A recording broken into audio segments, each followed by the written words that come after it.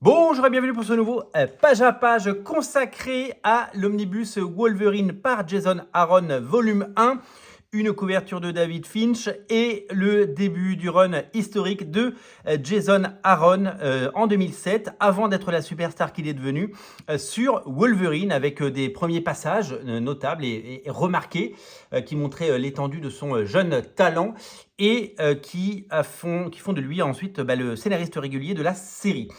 Jason Aaron, c'est une superstar, c'est un des scénaristes les plus solides, les plus populaires, les plus vendeurs et les plus fiables. Marvel fait souvent appel à lui, évidemment on se souvient de son run récent sur les Avengers, on se souvient évidemment de ce qu'il a pu faire sur Thor, bien sûr, avec Mighty Thor, sur Doctor Strange avec Chris Bachalo, ou encore Star Wars, quand il a relancé Star Wars avec John Cassaday. C'est également le scénariste de Punisher Max. Et il a également scénarisé nombre de séries indépendantes qui lui appartiennent, comme Thousand Bastard ou Scalped. Et puis, c'est le scénariste de la nouvelle série Absolute Superman. Vous le savez, le numéro 1 vient de sortir, c'est un carton. Il a également beaucoup de succès à son actif, puisque c'est lui qui a relancé les Tortues Ninja cet été aux États-Unis avec un nouveau numéro 1 et plus de 300 000 exemplaires. Wolverine, c'est un personnage qu'il a beaucoup scénarisé, vous allez le voir, parce qu'il y a 2 volumes, et ça c'est le premier, donc on parlera quand il sortira en 2025 du second volume. C'est déjà sorti en version française, c'est une réédition, et c'était très demandé. Les fans ont été entendus, et donc ça ressort. Wolverine, il l'a beaucoup scénarisé, il l'a fait notamment dans donc ça date de 2007, dans la série Astonishing Spider-Man et Wolverine, que j'ai redécouvert puisque je l'ai trouvé dans cette librairie à Strasbourg, que j'ai visité, le Cyclope. Je suis ravi d'avoir trouvé ce magnifique Deluxe, c'était un court Deluxe, mais un Deluxe quand même, et j'ai pu enfin mettre la main sur ce récit donc de Jason Aaron avec Adam Kubert, et c'est lui qui a scénarisé notamment Wolverine and the X-Men, cette série qui mériterait de revenir en omnibus avec les dessins de Nick Bradshaw et surtout Chris Bachalo. Jason Aaron au sommet de son art dans cette série qui, je pense, est l'une de ses meilleures. On aura le temps d'en reparler si ça sort à un moment en omnibus. En tout cas, nous le souhaitons. Nous allons parcourir ensemble les pages et revivre ces instants. Voilà, ça c'est 2010 et ça c'est 2012. J'ai oublié de préciser. Et donc ça c'est 2007. Donc ça c'est vraiment les tout premiers numéros. Et il y a toute une ribambelle de dessinateurs qui viennent travailler avec lui. On est sur la série qui a été relancée en 2003. La série qui a été relancée en 2003, elle a vu naître les épisodes de Greg Rucka, notamment avec Derek Robertson. C'est sorti en 2 Deluxe. Et puis ensuite, il y a eu les épisodes Ennemis d'État, vous le savez, de Mark Millar et John Romita Jr. Je crois qu'il y avait 13 numéros de mémoire. Et donc, du coup, une fois qu'il a fallu relancer un peu la série, plutôt que refaire un nouveau numéro 1, ils ont fait appel à un jeune scénariste, Jason Aaron. Pour son premier numéro, le numéro 56 donc, de la série de 2003, c'est Howard Checking. Donc en fait, c'est un peu un one-shot, c'est un peu un... Voilà, on peut même dire qu'à l'époque, c'est un bouche-trou. C'est-à-dire que Jason Aaron, il n'est pas encore la star qu'il est aujourd'hui, c'est pas encore un grand scénariste. Mais donc, on fait appel à lui parce que il a fait des bonnes choses, et donc on le teste un peu sur une série. Et on lui met un vieux briscard, Howard Checking, un dessinateur que j'aime beaucoup, qui fait un peu plus rare de nos jours, bien sûr, parce qu'il ne doit plus être tout jeune, mais c'est quelqu'un qui a énormément produit au fil des ans pour Marvel, et donc son Wolverine, vous allez voir, il est assez poisseux. Donc c'est une forme de galop d'essai, voilà, épisode 56. Alors je suis incapable de vous dire ce qui s'est passé au 57, 58, 59, 60, 61 et 62, mais Jason Aaron revient à partir de numéro 63 avec Ron Garney, le fabuleux Ron Garney, dessinateur qui a fait du Daredevil, dessinateur qui a fait des séries comme Berserker récemment de Keanu Reeves, et pour cet arc qui a été réédité dans à peu près toutes les collections, qui s'appelle Get Mystic. En français, c'est Cible Mystique, donc 4 épisodes. Donc voilà, et donc avec ce style hyper élégant de Jason Aaron, un dessinateur qu'on aime vraiment beaucoup, et un run qui est devenu culte, où Wolverine part à la recherche de Mystique avec... alors ce qui est bien, c'est que pour dater ces comics, il suffit de regarder les costumes, vous voyez. Donc là, clairement, on a le costume de Cyclope à l'époque Astonishing X-Men, donc on est sur la période Astonishing X-Men. C'est là que vraiment, je pense que Jason Aaron s'est fait un nom, parce que ce run, il a été noté, il a été remarqué. Je vous le dis, il a été réédité à maintes et maintes reprises. Et donc, c'est quelque chose qui a fait date et c'est quelque chose qui a fait vraiment plaisir au lecteur parce que c'était du bon Wolverine. Et puis, le personnage du Mystique qui, dans les comics, n'a pas toujours été bien utilisé. Vous savez qu'au cinéma, ils l'ont beaucoup mis en avant parce que forcément, son actrice était plus connue que le personnage et donc il ne fallait pas s'en passer. Le personnage a eu une importance trop importante dans les comics, si vous voulez mon humble avis. Dans les comics, dans les films, pardon, c'était trop important. Dans les comics, le personnage a toujours été un peu secondaire, même si dans Krakoa a un petit peu changé son statu quo. Et là, donc on se retrouve avec un récit qui met en scène les deux et qui, je dois le dire, c'est du haut de gamme, quoi. C'est du très très bon et c'est du très très bon dessin. Et voilà, il y a des dessins iconiques comme celui-là de Mystique. Ça donne très très envie de relire tout ça. Mystique est canonissime là-dedans. C'est vraiment une fantastique époque pour le personnage et sa charcle. Hein, le combat entre Wolverine et Mystique est assez dantesque. Voilà, donc un run d'exception. Ensuite, nous ne sommes pas sur une série régulière. Nous sommes sur un one-shot qui s'appelle Wolverine Manifest Destiny. La couverture est signée par Dave Wilkins et au dessin, je crois reconnaître. Est-ce que c'est Lenin Franciszek ou c'est Steven Segovia? On va regarder tout de suite. C'est Steven Segovia. Donc, mini-série consacrée donc à Wolverine en 4 parties. Steven Segovia fait les 4 premiers et ce sera Paco Diaz qui fait la suite. Sachez que Ron Garney donc, qui a fait les épisodes 62 à 65, donc le Get Mystic qu'on vient de voir. Ensuite, la série se transforme en Wolverine. Après, ce sera le 73. Donc, c'est-à-dire qu'il n'a pas fait tous les épisodes. Il n'a pas fait tous les épisodes qui ont entre le 65, entre donc le 66 et l'épisode 73. C'est pas lui qui les fait, mais vous verrez. Il y a le retour après de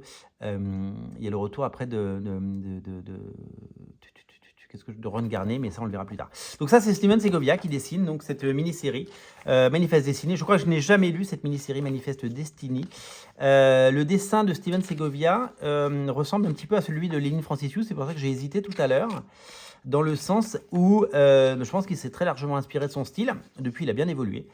Il y avait notamment, vous savez, ce retour de Mark Millar sur la série Ultimate, et ça s'était pour le coup appelé Ultimate Avengers, avec plein de dessinateurs.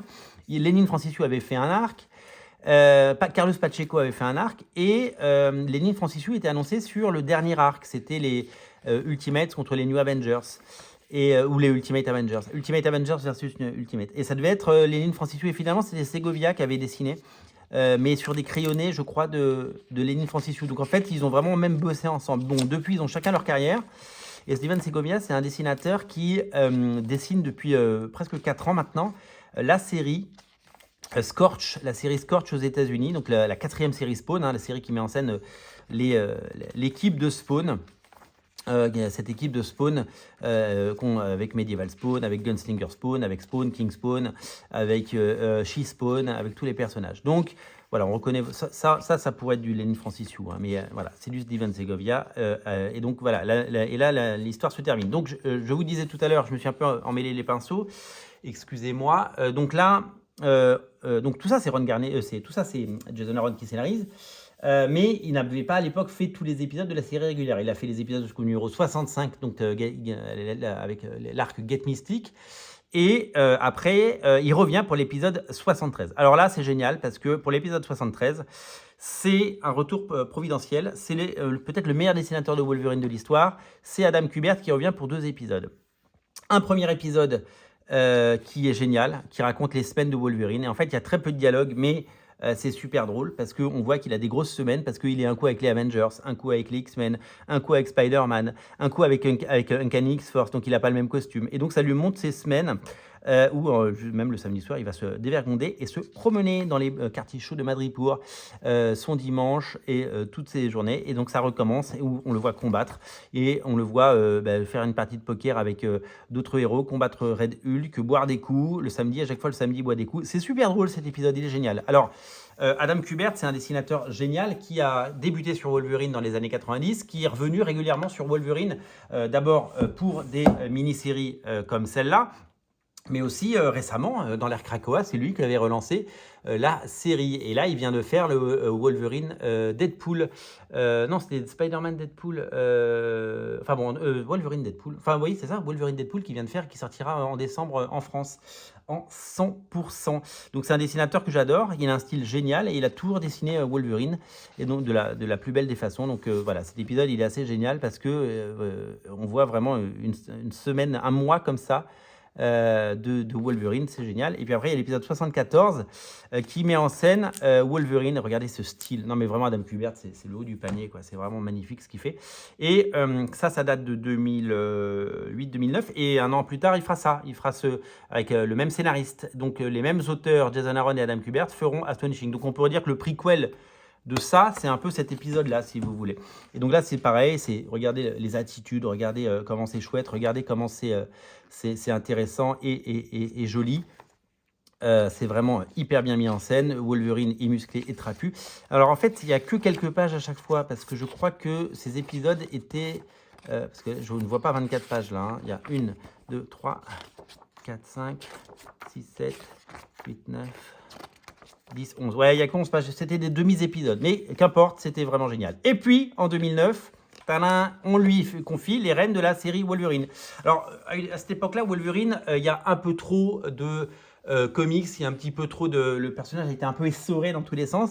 Et pour relancer, il décide non pas d'appeler la série principale Wolverine, mais de l'appeler Wolverine Weapon X. Donc, la série du moment s'appellera Wolverine Weapon X. Et c'est Ron Garnet qui avait fait Get Mystic, qui eh bien, revient aux manettes et qui va dessiner cette nouvelle série qui revient un petit peu aux racines de Wolverine et un petit peu aussi de ce qu'avait fait Greg Rucka quelques années auparavant. Ça se passe évidemment dans les rues. Alors là, elle a son costume de Uncanny X-Force, hein, ça c'est cool.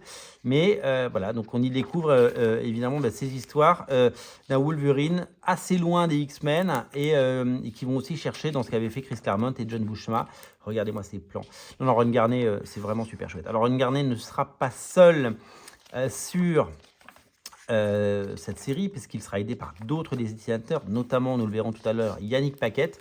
Voilà, c'est une série assez violente, c'est une série plutôt sympa, et je garde un bon souvenir de cette série et un vrai plaisir. Donc en fait, c'est vraiment Jason Aaron qui était un jeune scénariste à l'époque, on lui donne les meilleurs dessinateurs, on lui donne les moyens de raconter ses histoires, et puis ça suit la trame assez classique. Hein. Il fait un épisode de Wolverine, puis une mini-série, puis 4 numéros, puis il devient dessinateur régulier, puis on lui fait le relaunch de la série, comme ça permet d'avoir un point d'ancrage et ça permet d'avoir un numéro 1 qui fait que ça se vend mieux et que ça donne de la visibilité. Et en fait, les lecteurs ont un bon souvenir de ce run et ça a aidé à forger bien l'histoire de Jason Aaron et surtout, voilà, Marvel a besoin d'avoir des stars, a besoin de créer des stars, a besoin de mettre en avant certains scénaristes, de les pousser pour faire en sorte qu'ils reviennent. Et donc là, il nous régale avec ces épisodes. Là, on a un épisode de Dark X-Men The Beginning, numéro 3, couverture de Jay Lee, parce que c'est scénarisé par Jason Aaron et que c'est scénarisé et que c'est dessiné par Jock, cet épisode. Et j'avais totalement zappé, parce que Jock maintenant c'est une superstar, j'avais zappé que Jock avait débuté, donc c'est quelques épisodes seulement, consacrés à Wolverine, mais quelques pages, pardon, et j'avais oublié que Jock faisait ça. Ensuite, on a un épisode de Dark Reign The List, couverture de Esad Ribic. Par qui c'est dessiné ça? Qui dessine ça? Eh ben, je ne reconnais pas au premier coup d'œil, donc on va aller voir qui dessine. On va aller voir qui dessine. Tac, tac, tac. Les crédits, ils étaient là. On va les retrouver. Ben, je ne retrouve pas ma page de crédit. Je ne vais pas y arriver. Hein. Je prends toutes les pages sauf celle-là. Dark Reign The List. Ben, c'est Esad Ribic qui dessine. C'est fou parce que je ne reconnais pas quand il dessine. Ouais, parce que Esad Ribic, avant de devenir peintre et faire les couvertures magnifiques, enfin, il a toujours fait les deux. Il a fait un peu de comics comme ça. Il avait fait notamment 2 numéros de Ultimate X-Men, souvenez-vous, au début des années 2000. 2 épisodes magnifiques. Wolverine Weapon X, on reprend la suite donc avec l'épisode numéro 6, couverture de Adam Kubert, bien sûr. Et là, c'est Yannick Paquette au dessin. Alors, Yannick Paquette, c'est un dessinateur que j'adore. C'est lui qui a fait le Wonder Woman Terre 1. Un dessinateur vraiment génialissime. C'est vraiment magnifique ce qu'il fait. C'est vraiment, je trouve que c'est un dessinateur qui a un talent fou Et c'est un dessinateur qui mériterait d'être encore plus mis en avant et qui mériterait d'être sur des très très gros projets. Il a fait beaucoup de choses, hein. Il a fait du Batman, il a fait, on l'a dit, du Wonder Woman. Il a fait du Ultimate X-Men, hein, ouais, il a fait du Ultimate X-Men. Et là, il nous régale parce que c'est vraiment très très très beau. Et graphiquement, c'est un mélange de Brian Hitch, de Alan Davis, de Terry Dodson, tout, voilà, il y a un petit côté Terry Dodson là, vous voyez, dans son infirmière un peu sexy, vous voyez. C'est vraiment très très beau. Et une nouvelle fois, Jason Aaron a eu le très très haut du panier en termes de dessinateur parce que c'est vraiment super chouette. Regardez comme c'est joli, regardez comme c'est élégant, regardez comme c'est bien dessiné. Donc voilà, couverture d'Adam Kubert. Voilà, donc la Psylocke, c'est Psylocke en petite tenue qu'on vient de voir, qui en tenue de nuit, on va dire, en tenue de nuit. Voilà. Donc un très bon arc. Dessiné par un très grand dessinateur. Je ne sais pas trop ce qu'il fait en ce moment, mais j'aimerais bien le revoir parce que c'est un très très bon dessinateur. Cette couverture iconique du numéro 10, au dessin, qui est au dessin, je ne reconnais pas non plus. Ah là là là là là. On va retourner voir les crédits. Je ne vais pas y arriver à récupérer cette page. Wolverine, c'est C.P. Smith qui dessine l'épisode numéro 10. C.P. Smith qui dessine. Très chouette. Bon, oh tiens, il y a Jubilee là, qui est sympa, très bien dessiné. Non, un bon carré design. Ça change un peu, on dirait un petit peu du J.H. Williams 3 par moment, ou du Tom Cocker, des dessinateurs que j'aime beaucoup. C'est le retour de Mystique. Mystique revient. Épisode numéro 11. Hop, encore une fois dessiné par un autre dessinateur. C'est David John Felice qui dessine ça, je crois. Et alors, lui, c'est bien, à moins que ce soit Ron Garnier, je ne sais plus. Non, ça ressemble à du Ron Garnier, c'est du Ron Garnier. C'est du Ron Garnier. Hop, épisode numéro 12. Épisode numéro 12 avec, donc voilà, ouais, tout ça c'est du Ron Garnier. Donc Ron Garnier revient après le run de Yannick Paquette. Et voilà, donc, et puis le nouveau Captain America, parce que c'est à l'époque où Captain America est mort, et donc c'était Bucky, c'était le soldat de l'hiver qui était devenu Captain America, souvenez-vous. Donc voilà, des épisodes qui ont fait date. Et Steve revient déjà. Ah ben Steve, il n'a pas mis beaucoup de temps, il n'est pas parti longtemps. Voilà, donc on retrouve le talent de Ron Garnier dans ces pages. Hop, j'avance un petit peu. Hop, hop, hop. Hop, Ron Garnier. Hop, voilà. Ça, c'est vraiment très chouette. Je suis très fan de ça. Et puis après, épisode numéro 16, voilà, je crois que c'est ça, David John Felice. Je suis un peu moins fan du dessin de ce numéro. Je ne sais pas si c'est le dernier. Je suis un petit peu moins fan. Mais bon, c'est l'histoire de tous les comics avec des épisodes fill-in, avec des dessinateurs un peu moins bien, entre deux arcs pour faire gagner du temps. Même si c'est sympa, hein, graphiquement, c'est pas mal. Et puis après, toute une série de couvertures. J.H. Williams 3. Ah oui, alors, il y a le studio Udon. Alors ça, c'est pas beau du tout. Voilà, c'est ça qui est pas beau. Quelques pages du studio Udon, c'est vraiment pas joli. Mais après, plein de couvertures. Marco Djurdjevic, Adam Kubert, Alan Davis. Ça, c'était la couverture de l'édition précédente, souvenez-vous. Olivier Coipel, bien sûr. Marco Djurdjevic, Salvador Larroca, Carlos Pacheco, le regretté Carlos Pacheco, le fabuleux Adi Granov, David Finch pour la couverture, Frank Shaw, Joey Kubert, Mike Choi, etc., etc. Donc voilà, donc cet omnibus reprend donc les épisodes 1 à 16 de la série, et après un Wolverine 1 et un Wolverine 175, voilà, parce qu'il y avait eu un épisode anniversaire 175, je suis allé un petit peu vite sur la fin, mais vous avez compris l'intérêt. Voilà pour cet omnibus qui est disponible partout. Magnifique omnibus, il en appelle un deuxième, vous le savez, parce que il y en a eu 2 aux États-Unis, des omnibus de Wolverine par Jason Aaron. Et donc, je vous invite bien sûr à le découvrir si vous aimez Jason Aaron, si vous aimez Wolverine, parce que c'est que du bon, comme vous pouvez le voir, c'est que de la qualité. N'oubliez pas de vous abonner à Radio Comics pour en ne rater aucun page à page. Et moi, je vous dis à très bientôt. Salut!